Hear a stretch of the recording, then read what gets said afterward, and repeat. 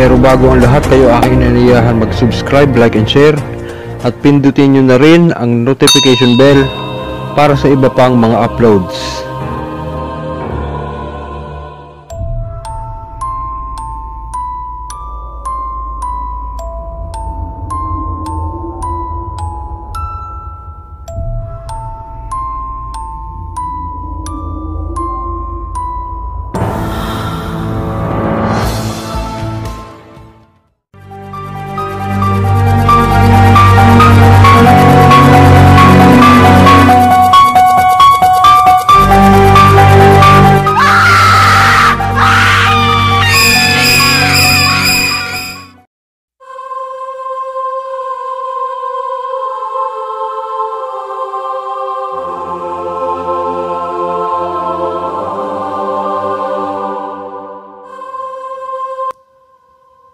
Ayun, so ang akin pong muling pagbati sa inyo ng magandang gabi.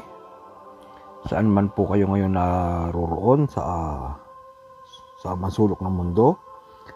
Makarating man po ito, anong oras man po makarating sa inyo itong video na ito. Magandang gabi, umaga, hapon o tanghali. Kumusta po kayo? Nawa po ay nasa mabuti po tayong kalagayan at kalusugan, ganun din po ang ating mga pamilya. So, medyo mahaba-haba po itong ating pag-aaralan ngayon. Ang akin pong ibabahagi, proseso po ng panggagamot. So, siyempre, tulad po ng nakaugalian natin, tayo po muna ay magsa-shoutout. Ano po? Ayan, shoutout po kay Leon Kilat. Shoutout po kay Enrique Bachao. Shoutout po kay Apo Jimmy. Shoutout po kay Arlito Arguta. Shoutout po kay Patrick Mendez. At shoutout din po kay Bro Alvin Bautista. Ayan, sa mga gusto po kumuha ng aklat, mag-chat po kayo sa kanya sa kanyang messenger account, Alvin Silvosa Bautista. Yan po ang kanyang Facebook account. Sa mga gusto makakuha ng mga legit na aklat, mag-chat po kayo sa kanya. Sa mga pwede rin po magpagamot. Sa mga taga Rizal po yan si Bro Alvin. Pwede rin po kayo mag-chat sa akin, sa aking Facebook account. Ayan po, Vendetta. Para sa mga gusto magpagamot o meron kayong mga ipagagamot na kakilala o kaanak, mag-chat lang po kayo sa akin. Yan po ang aking account. So, katulad po ng nabanggit ko kanina, proseso po ng gamutan ang ating gagawin. So, siyempre, ang una pong pinaka-importante dyan ay pagkukumpirma kung may material o spiritual na karamdaman ang pasyente. So, ang una po dyan ay ang pagkukumpirma po sa daliri, sa dalawang hindiliit o sa kalingkingan.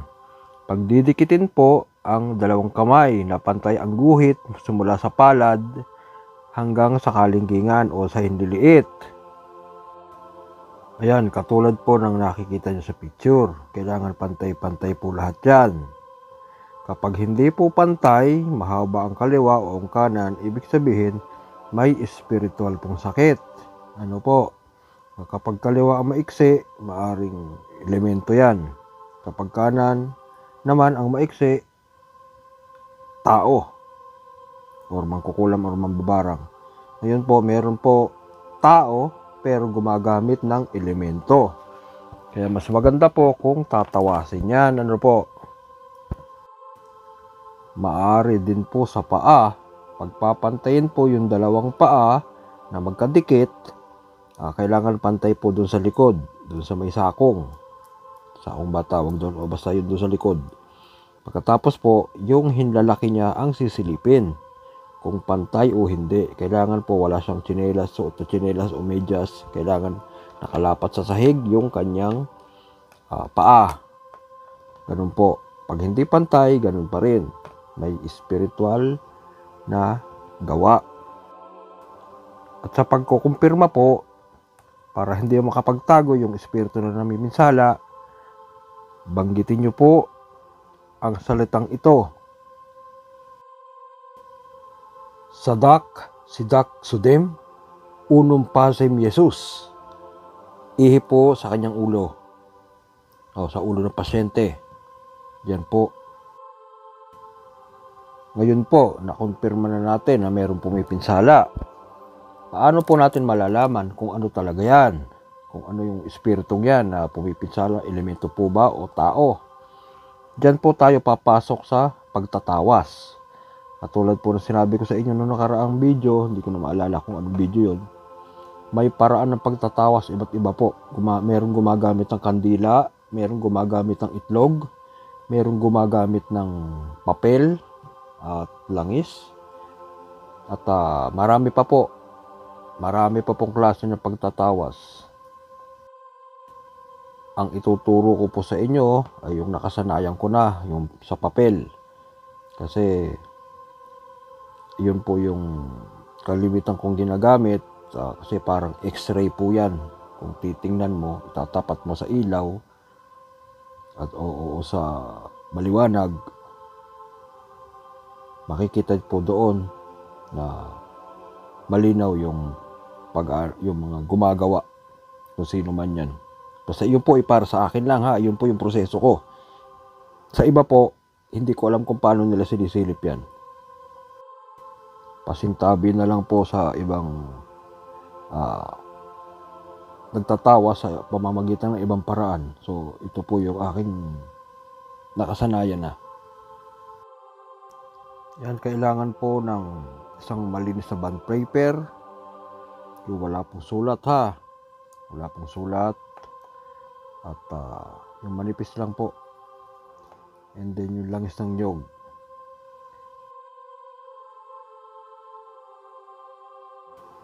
Una po dyan, papahira ng langis ang likod ng pasyente. And then, ingat lang po ha, minsan kasi kapag lalaki ang manggagamot at babae ang pasyente,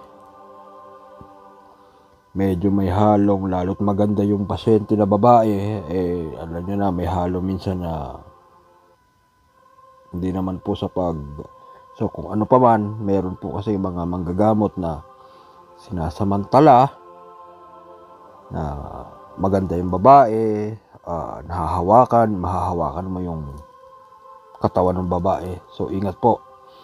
Para sa akin po, sagrado ang katawan. So kung may kasama po ay yung babae na yon na isang kapamilya, sila po ang paghaplasin nyo ng langis sa likod. Okay lang po kung lalaki sana yung pasyente, walang problema kahit ikaw na mismo yung dyan. Pero kapag babae, medyo ingat po kasi minsan dyan nasisira yung manggagamot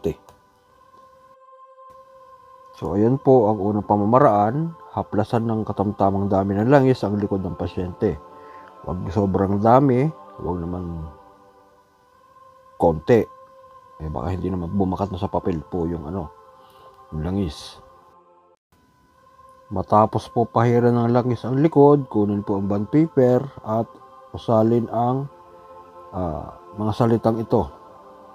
Kristak, ortak, abinatak, hukmitak, abitak, hiptak, ipakita sa akin sa pamamagitan ng papel na ito ang sinumang espiritong pumipinsala sa taong ito. Puff! Ipakrus po sa papel.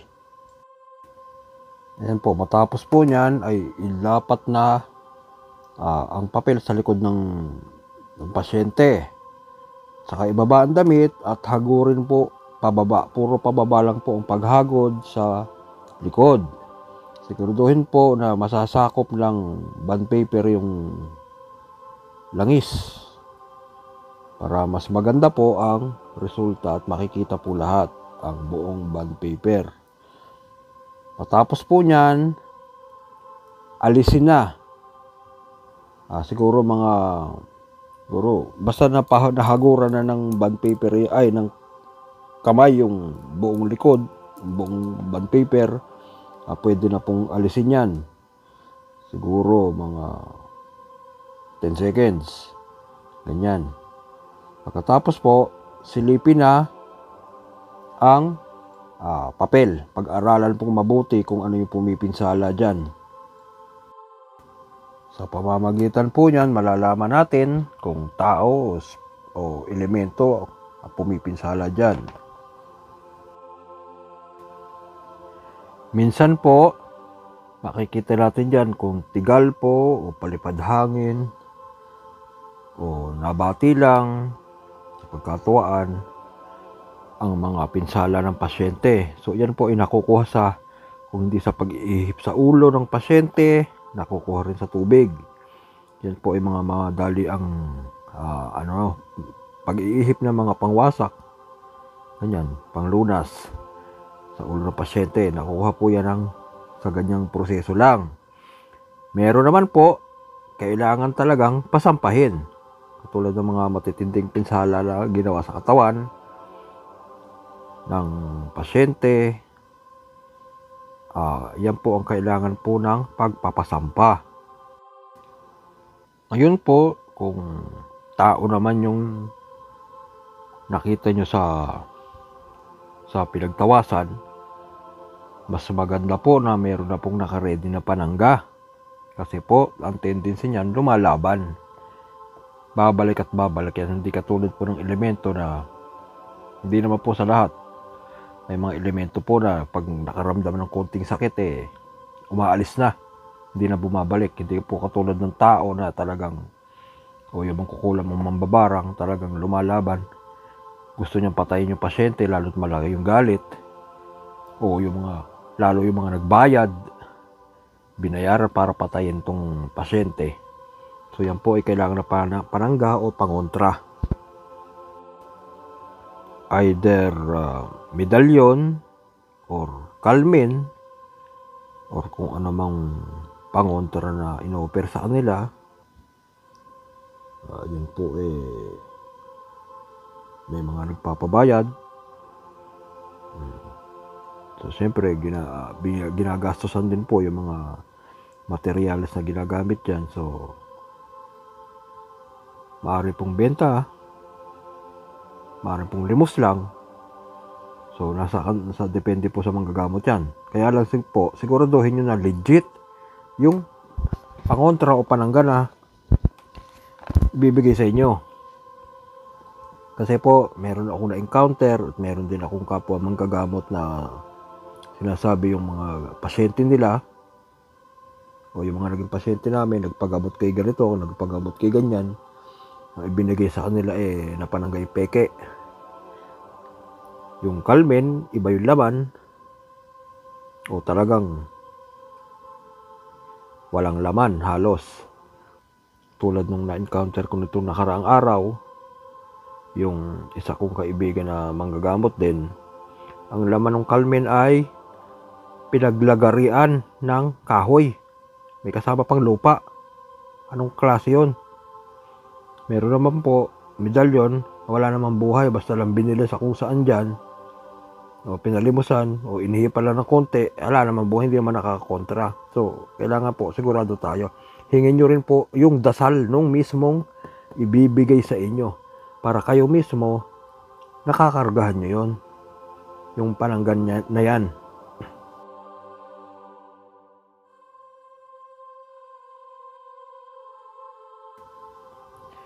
So ayun, marami pong klase ng panawag sa pagpapasampa. Iba't iba pong manggagamot, iba't iba pong klase ng panawag. Pero bibigyan ko po kayo ng isa sa ginagamit ko. Marami pong klase, talaga maraming klase ng panawag. Depende po yan sa kaya nyong paandarin. Meron po kasi mas matataas sa klase ng panawag. So, ito po ang isa sa mabisang panawag. Sanctus Deus, Sanctus Fortis, Sanctus Immortalis, Eresumad Eremorum Eremorumrum, Joclem Petat Matat Dominus Dicit, Dominus Pareham Dominus Sancti Iowa, omnipotente eterni Diyos, tinatawagan ko ang sinumang espiritong pumipinsalang ito. Pasok sa katawan niya. Puh! Ngayon po, kung gumagamit ko po kayo ng pang-ipit, tulad ng palito ng posporo, balihibo ng manok, rosary, o bala, ang bala medyo makapal-kapal, mas maganda po pinakamanipis, papel, o kaya balihibo po ng manok. Ito po ang ibubulong nyo. Actu, actum, actudum.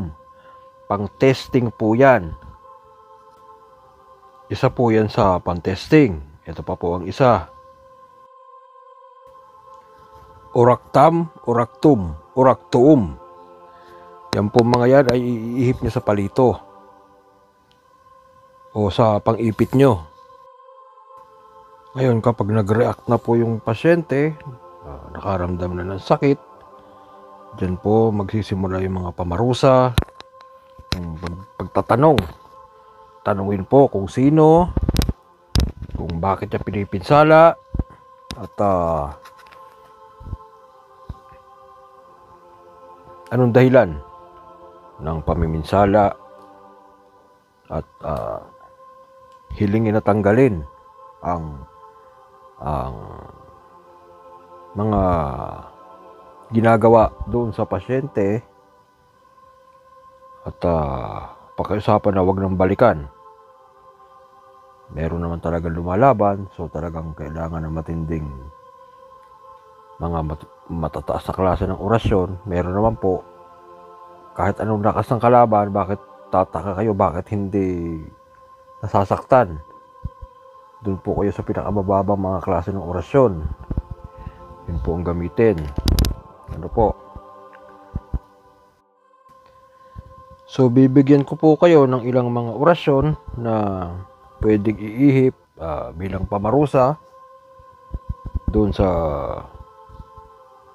gumagawa sa pasyente, sa gumagawa ng pinsala sa pasyente. So, ilan lang po ito sa maaring nyong gamitin. Napakarami po ng mga orasyon na ginagamit sa pakikipagkombate. Hindi lang po yan 100. Naku, napakarami po. May mababa, may matataas sa klase po.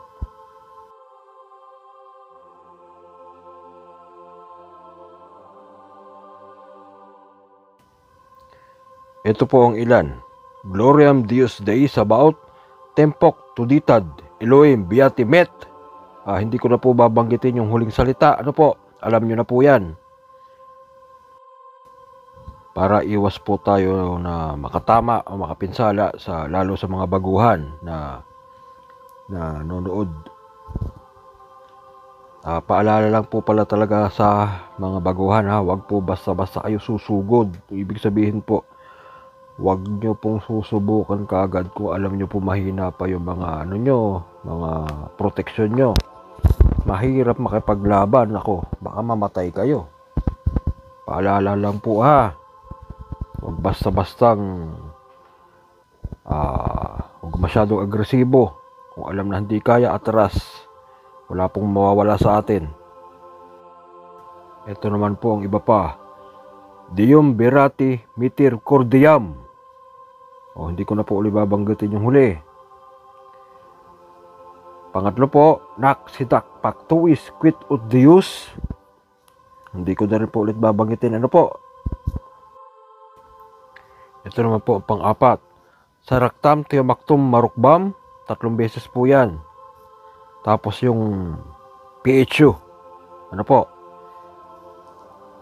Pang-5, Dios Ego Sum Gabinet Dios, Binet Dios Pax Vobis.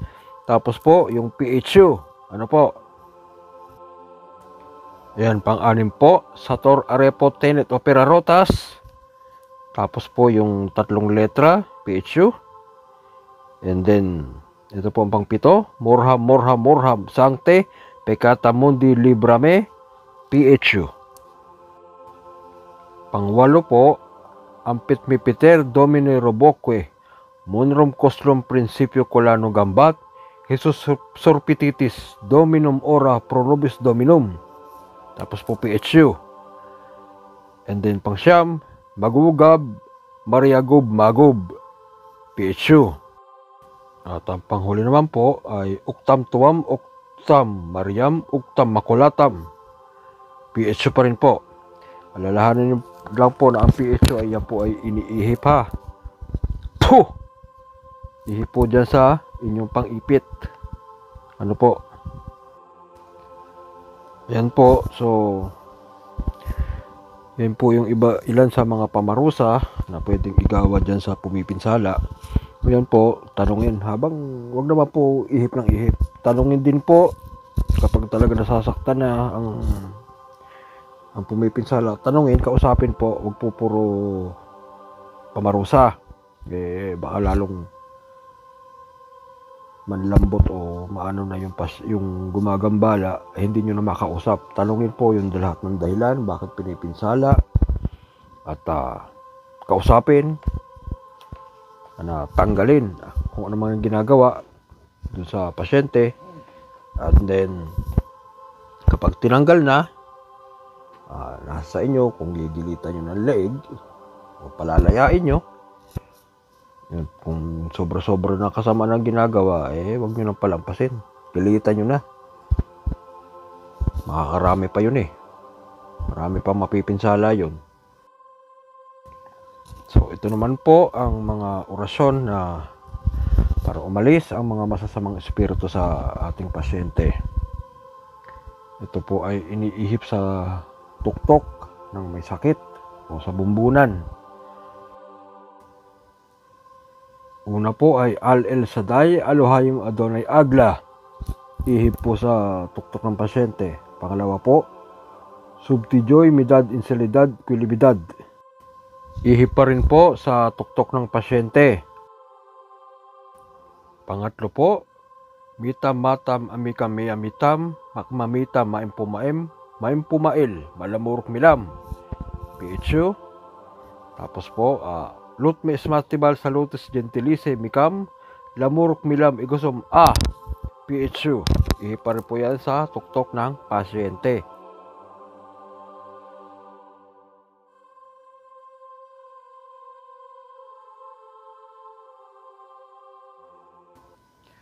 Ayun po, tapos na yung gamutan. So, sasakluban na natin siya ng kapangyarihan bilang isang puder. So, ang kaparaanan po niyan, papayungan mo yung pasyente mo gamit ang kanang kamay. Parang dumidepensa ka sa basketball. Kaya lang, nakasaklob sa ulo. Ito po ang orasyon. Krus, awe o kum awe owa yawe, aya awe ak, waek ha ook.